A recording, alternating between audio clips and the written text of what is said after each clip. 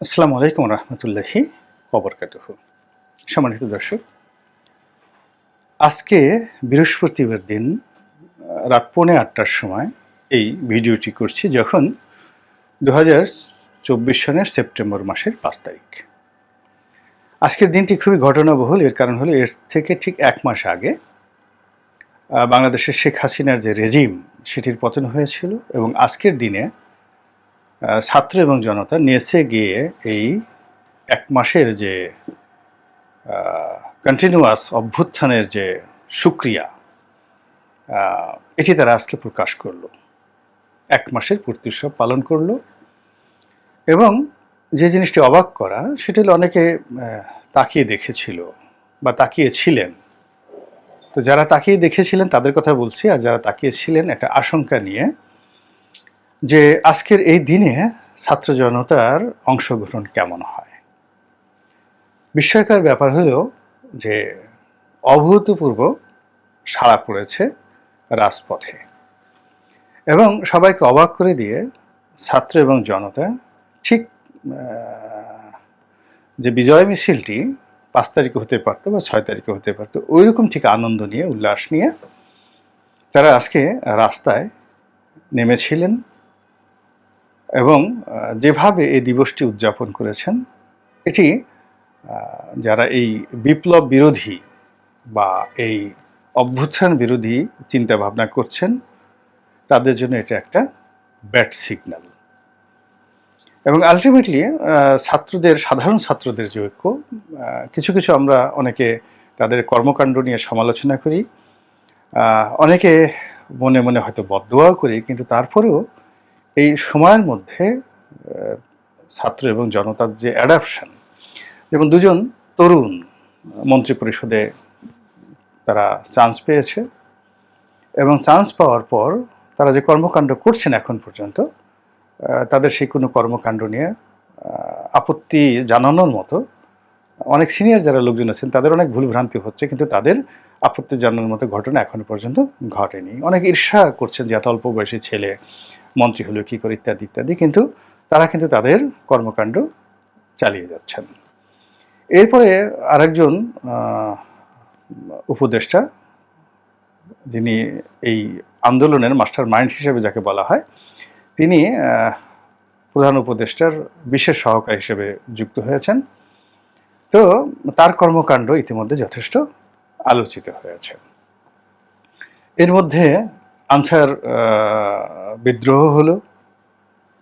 সেই বিদ্রোহকে ছাত্ররা যেভাবে মোকাবেলা করেছে, এটি বিস্ময়কর। এটি বিস্ময়কর, অকল্পনীয়, অকল্পনীয়, যেটি হয়তো আমরা ওই ঘটনার আগে কেউ কল্পনাই করতে পারতাম না। অনেকে আপত্তি করেন, কিন্তু এখানে পর্দার আড়ালে আবডালে অনেক কিছু ঘটনা ঘটছে বা ঘটতে চাচ্ছে, কিন্তু যেটা এই ছাত্ররা স্বতঃস্ফূর্তভাবে, কাউকে কোনো সুযোগ না দিয়ে, মাত্র 30-35 মিনিটের আহ্বানে তারা যে এক একটা দৃশ্যের অবতারণা করছেন 5 তারিখের পর থেকে, এটি রীতিমতো বিস্ময়কর। এবং তার সেই একটা নমুনা হলো আনসার বিদ্রোহ দমন। এরপরে তারা যেভাবে আইন অঙ্গনে গিয়ে, আদালত পাড়াতে গিয়ে প্রধান বিচারপতি সহ অ্যাপিলেট ডিভিশনের বিচারপতিদের পদত্যাগে বাধ্য করলেন। আবার আজকের দিনে যেভাবে প্রধান নির্বাচন কমিশনার এবং তার সাঙ্গপাঙ্গ যারা আছেন, তারা যেভাবে পদত্যাগ করে অপমানিত এবং লাঞ্ছিত হয়ে এখান থেকে তারা চলে যেতে বাধ্য হলেন, এটি একটা বিস্ময়কর ঘটনা। বিস্ময়কর ঘটনা। এবং এই বিস্ময়কর ঘটনাগুলোর মধ্যেই আজকের যে ছাত্র জনতার যে স্বতঃস্ফূর্ত অংশগ্রহণ, মিছিল, সুক্রিয়া মিছিল, এটি আমরা লক্ষ্য করলাম। তো এই সকল ঘটনা এবং অনুঘটনার মধ্যে আরেকটি খবর সবার দৃষ্টি আকর্ষণ করছে, সেটি হলো প্রধান উপদেষ্টা ডক্টর মোহাম্মদ ইউনূস, তিনি সাবেক প্রধানমন্ত্রী শেখ হাসিনাকে উদ্দেশ্য করে কিছু বক্তব্য দিয়েছেন, যেগুলো ভারতের পত্রিকা নয়, ঠিক ভারতের যে সংবাদ মাধ্যম রয়েছে সেখানে প্রকাশিত হয়েছে, press trust of India, PTI. তো সেখানে প্রকাশিত হয়েছে, যেখানে তিনি স্পষ্টতভাবে কতগুলো পয়েন্ট এনেছেন। ভারত শেখ হাসিনাকে আশ্রয় দিয়েছে, এটি অবন্ধু সুলভ। এটি বাংলাদেশের সঙ্গে যে বন্ধুত্ব সম্পর্ক ভারত দাবি করে রয়েছে বা আশা করে, এখানে শেখ হাসিনা একটা বাধা। নেটিজেন থেকে শুরু করে সামাজিক মাধ্যমে সবাই বলার চেষ্টা করছেন যে এভাবে সরাসরি ভারতের চোখে চোখ রেখে এত তীব্র প্রতিবাদ ইতিপূর্বে কোনো রাষ্ট্রনায়ক করতে পারেননি, স্বয়ং বঙ্গবন্ধু পারেননি, অন্য কেউ পারেননি। তো ডক্টর মোহাম্মদ ইউনূস খুব অল্প ভাষায় যে কথাটি বলেছেন, এটি নিয়ে তার যারা সমর্থক তাদের আনন্দের শেষ নেই। তিনি দ্বিতীয় যে বক্তব্যটি দিয়েছেন সেটি হলো বাংলাদেশে শেখ হাসিনাকে আনতে হবে, বিচার করতে হবে, এবং এটি জনগণের দাবি, এবং বাংলাদেশ যখনই চাইবে তখনই তাকে ফেরত দিতে হবে। এই হলো বক্তব্যের মোদ্দা কথা।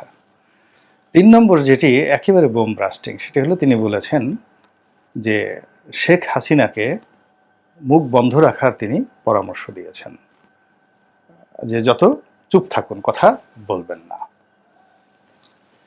তো তার এই বক্তব্য নিয়ে প্রচণ্ড আলোচনা হচ্ছে।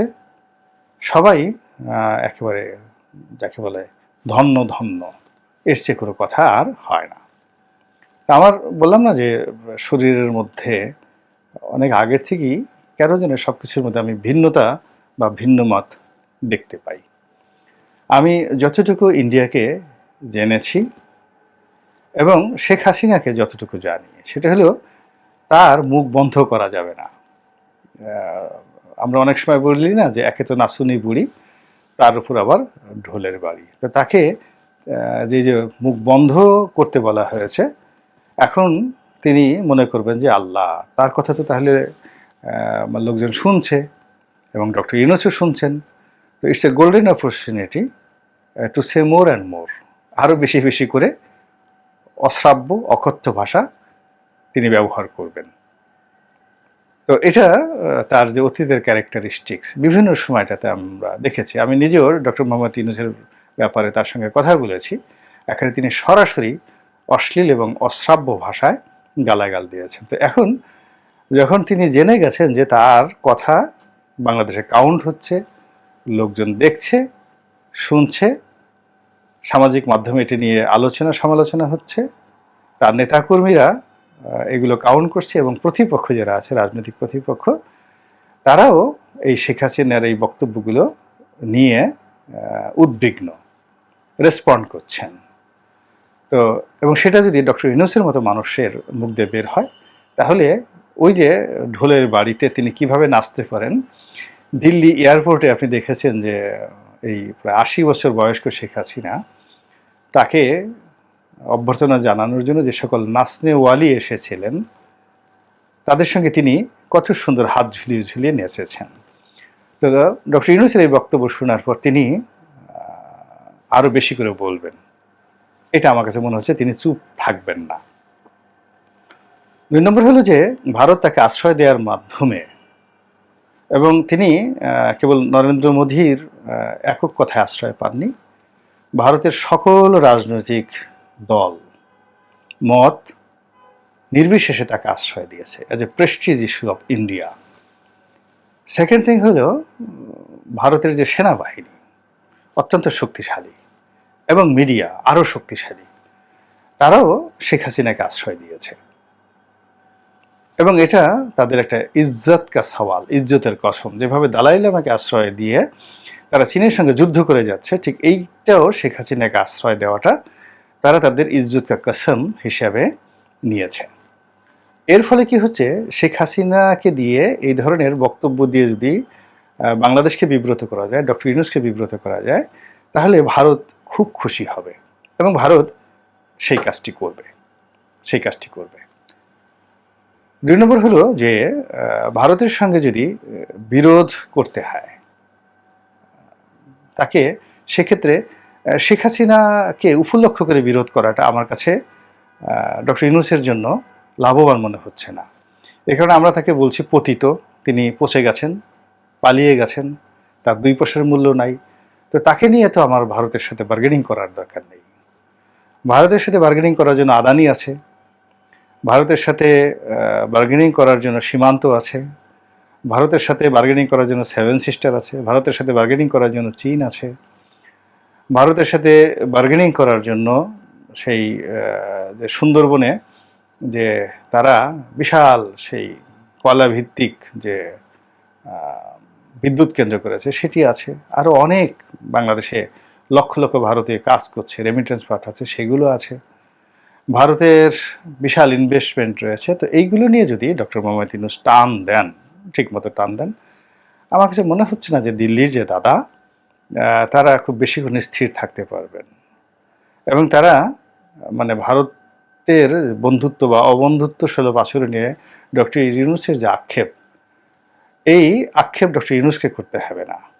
ভারতই তখন বন্ধু হওয়ার জন্য একেবারে উন্মুখ হয়ে পড়বে। এবং এটা কেবল ভারত নয়, আমেরিকার ক্ষেত্রে আমি এটা দেখেছি যে বড় বড় রাষ্ট্রগুলো সবসময় শক্তের ভক্ত, নরমের জম হয়। যখন ইরানের বিপ্লব হলো এবং ইরানের ছাত্ররা সেই বিপ্লবের নেতৃত্বে ছিলেন, আজকে যেভাবে ছাত্ররা ডক্টর ইউনূসকে বসিয়েছেন, একইভাবে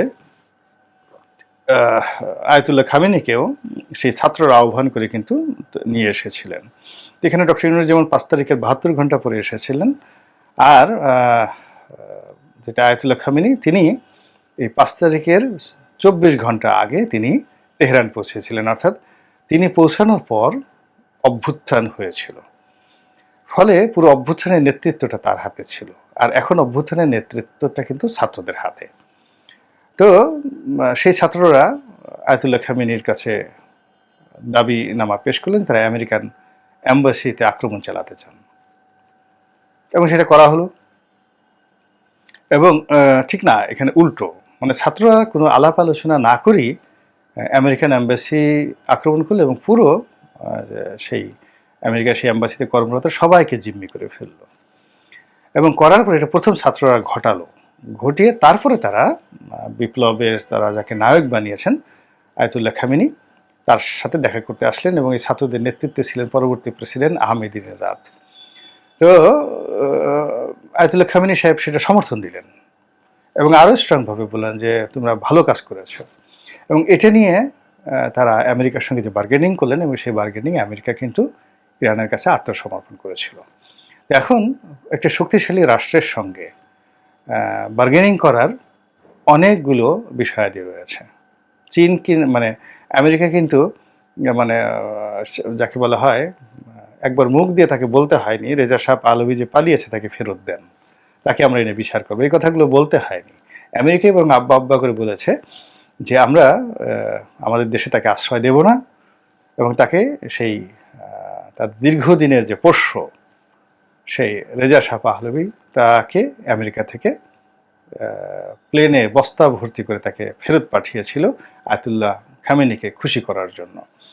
তো রাজনীতিতে এবং কূটনীতিতে অনেকগুলো ঝড় আসে, সেই ঝড়গুলো কে কীভাবে মোকাবেলা করে সেটাই হলো বড় ব্যাপার। আমি মনে করি ডক্টর মোহাম্মদ ইউনূসের পেছনে যে ম্যান্ডেট আছে, এখনও ছাত্ররা যেভাবে আমি প্রথমে আলোচনাতে বললাম যে আজকের এই দিনটিতে ছাত্ররা আজকের দিন ওই 30 দিন পরেও তারা যে ঐক্য দেখালো, তাতে বোঝা গেল যে তাদের যে ইউনিটি এটা এখনও কার্যকর, এবং তাদের যে শক্তিমত্তা এটি প্রতিপক্ষের জন্য এখনও হুমকি। তো কাজেই এই শক্তিটা যেহেতু ডক্টর ইউনূসের সঙ্গে এখনও আছে, কাজেই ভারতের সঙ্গে কোনো বিষয়ে বার্গেনিং করার জন্য এখানে যে এই দেশ থেকে পালিয়ে গেছেন, শেখ হাসিনা চলে গেছেন, তাকে নিয়ে তার অভিমান করা বা কথা বলা, এটা আমার কাছে খুব গুরুত্বপূর্ণ মনে হচ্ছে না। বরং আমার কাছে মনে হচ্ছে যে এই বিষয়টিকে ভুলে যাওয়াটাই বেটার। এই কারণ হলো যে কোনো ফর্মে তাকে চাওয়া হোক, তাকে নিয়ে আলোচনা করা হোক, তাকে আনা হোক, বিচার করা হোক, যেটাই করুক না কেন এই সরকার, সেটা আলটিমেটলি আওয়ামী লীগকে শক্তিশালী করবে, আওয়ামী লীগকে বের হয়ে আসার সুযোগ দেবে, এবং আওয়ামী লীগকে নিয়ে দেশ বিদেশে আবার নতুন করে আলোচনা শুরু হবে। এখন যদি আমরা পুরো জিনিসটাকে ভুলে গিয়ে একটা নতুন অধ্যায় শুরু করি, রাষ্ট্র সংস্কারের অধ্যায়, সংবিধান সংস্কারের অধ্যায়, তাহলে সেটাই তুলনামূলকভাবে আমার দৃষ্টিতে গ্রহণযোগ্য হবে। আল্লাহ আমাদের সবাইকে হেদায়েত দান করুন এবং হেফাজত করুন। আসসালামু আলাইকুম ওয়া রাহমাতুল্লাহি ওয়া বারাকাতুহু।